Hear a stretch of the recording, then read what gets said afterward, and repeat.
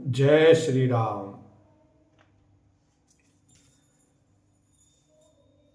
तेहि अवसर नारद सहित आरु ऋषि सप्तमे, समाचार सुन तुहि नगरी, गबने तुरत निकेत लखन सिया राम जय जय राम। इस समाचार को सुनते ही हिमाचल उसी समय नारद जी और सप्तऋषियों को साथ लेकर अपने घर गए। तब नारद सबहिय समुझावा, पूर्व कथा प्रसंग सुनावा। मैं न सत्य सुनहु मम बानी, जगदम्बा तब सुता भवानी। तब नारद जी ने पूर्व जन्म की कथा सुनाकर सबको समझाया और कहा कि हे मैना, तुम मेरी सच्ची बात सुनो। तुम्हारी यह लड़की साक्षात जगजननी भवानी है। अजा अनादि शक्ति अविनाशिनी, सदा शंभु अर्धंग निवासनी। जग संभव पालन लय करनी, निज इच्छा लीला बपुधरनी। ये जन्मा अनादि और अविनाशिनी शक्ति है, सदा शिव जी के अर्धांग में रहती हैं।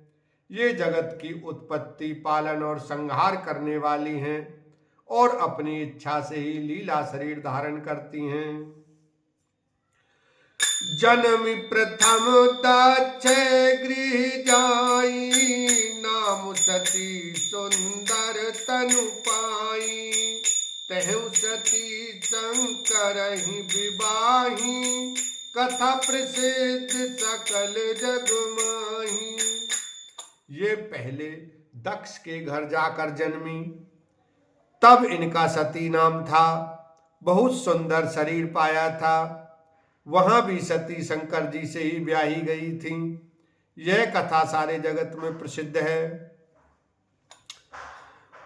एक बार आवत शिव संगा, देखे रघुकुल कमल पतंगा। भयउ मोहि शिव कहा न कीना, ब्रह्मवश बेसुसिए कर लीना। एक बार इन्होंने शिव जी के साथ आते हुए राह में, रास्ते में रघुकुल रूपी कमल के सूर्य श्री रामचंद्र जी को देखा। तब इन्हें मोह हो गया और इन्होंने शिव जी का कहना न मानकर ब्रह्मवश सीता जी का वेश धारण कर लिया। सिय बेसु सती जो कीन तेहि, अपराध शंकर परिहरि। हर बिरह जाई बहोरी, पितु के यज्ञ जोगा नल जरी। अब जन्मी तुमरे भवन, निज पति लागी दारुण। तप किया अस जानी संशय, तजहु गिरिजा सर्वदा शंकर प्रिया। सती जी ने जो सीता का वेश धारण किया, उसी अपराध के कारण शंकर जी ने उनको त्याग दिया। फिर शिव जी के वियोग में ये अपने पिता के यज्ञ में जाकर वहीं योग अग्नि से भस्म हो गईं। अब इन्होंने तुम्हारे घर जन्म लेकर अपने पति के लिए कठिन तप किया है, ऐसा जानकर संदेह छोड़ दो। पार्वती जी तो सदा ही शिव जी की प्रिया अर्धांगिनी है। सुनी नारद के वचन तब, सब कर मिटा विषाद। क्षण में व्यापे सकल पुर, घर घर ये संवाद। लखन सिया राम जय जय राम। तब नारद के वचन सुनकर सबका विषाद मिट गया और क्षण भर में यह समाचार सारे नगर में घर घर फैल गया। तब में न हिमवंत आनंदे, पुनि पुनि पार्वती पद बंदे। नारी पुरुष शिशु जुबा सयाने, नगर लोग सब अति हर्षाने। तब मैना और हिमवान आनंद में मगन हो गए और उन्होंने बार बार पार्वती के चरणों की वंदना की। स्त्री पुरुष बालक युवा और वृद्ध नगर के सभी लोग बहुत प्रसन्न हुए। लगे होन पुर मंगल गाना, सजे सवई हाटक घटनाना। भांति अनेक भई जीव नारा, सूप शास्त्र जस कछु व्यवहारा। नगर में मंगल गीत गाए जाने लगे और सबने भांति भांति के सुवर्ण के कलश सजाए। पाक शास्त्र में जैसी रीति है उसके अनुसार अनेक भांति की ज्योनार हुई, रसोई बनी। सो जीव नार के जाए बखानी, बसई भवन जेहु मात भवानी। सादर बोले सकल बराती, विष्णु बिरंच देव सब जाति। जिस घर में स्वयं माता भवानी रहती हो वहां की ज्योनार भोजन सामग्री का वर्णन कैसे किया जा सकता है। हिमाचल ने आदर पूर्वक सब बरातियों को, विष्णु ब्रह्मा और सब जाति के देवताओं को बुलाया।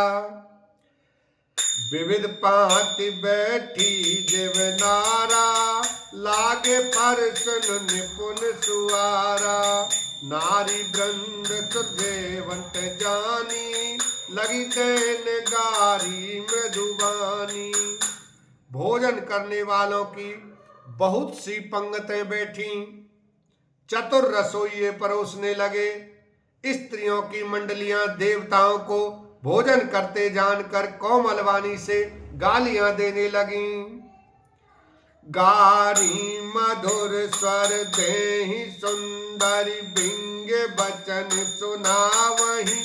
भोजन करई सुर अति विलंब, विनोद सुनि सचु पावहि। जयवंत जो बढ़्यो आनंद, सो मुख कोटि न परई कयो।